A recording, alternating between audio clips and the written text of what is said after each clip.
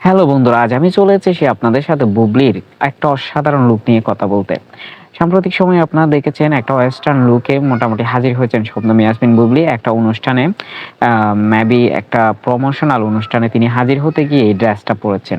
এই ড্রেসটা নিয়ে কম সমালোচনা হয়নি, সমালোচনা হয়েছে ড্রেসের নিচে কালো প্যান্ট কেন পরেছে। যাই হোক, উনি শীতের কারণে হোক অথবা লজ্জা নিবারণের জন্য হোক অথবা অন্য নায়িকাদের মতো নিজেকে বিলিয়ে দেওয়ার জন্য হয়তো বিলিয়ে না দেওয়ার জন্য এই ধরনের প্যান্টটা পরেছেন। যাই হোক, এটা একটা শালীনতা বজায় থেকেছে, এটা নিয়ে কিছু বলা আমার সমুচিত হবে না। এবং যারা বলছে তারা বোকার স্বর্গে বাস করে এবং হিংসাবশত বলছে। বুবলির মাঝে এমন কিছু দেখবেন এই ড্রেসে তাকে ওয়েস্টার্ন লুকে এতটা স্যুট করেছে, এতটা মানে সুন্দর সাবলীল দেখাচ্ছে যে অন্য নায়িকাকে পরালে মানে স্তর স্তর দেখা যায়, মানে শরীরের ম্যাথ এগুলো দেখা যায় এবং কেমন জানি একটা আবহাওয়ার সৃষ্টি করে।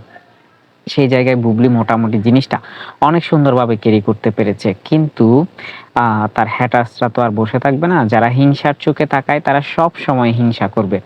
তারা যতই সুন্দর হোক সেখানে খুঁত খোঁজার চেষ্টা করবে। তারা কখনো আপনাকে যখন হিংসা করবে তখন আপনার ভালোটা দেখবে না। এটা তারা অন্ধকার মানে অন্ধ হয়ে যাবে অন্যের প্রেমে, অন্যের ভক্ত হয়ে এবং একে যা খুশি তা বলবে। সেটাই হচ্ছে।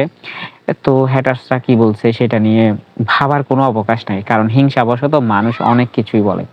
এখন আমরা যেটা বলি সেটা হচ্ছে এই ড্রেসে বুবলিকে মোটামুটি আগের চেয়ে মুটিয়েছে, বিষয়টা নজরে এসেছে।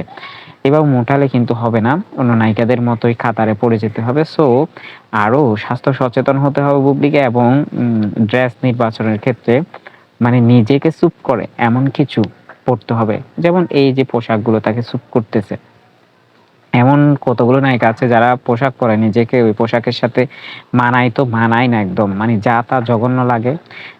কেমন জানি একটা উদ্ভট দেখায়। মানে কেমন জানি দেখায়। যাই হোক, এই ড্রেসটাতে বুবলিকে অসাধারণ মানিয়েছে। ওয়েস্টার্ন লুকে নিজেকে ফুটিয়ে তুলেছেন।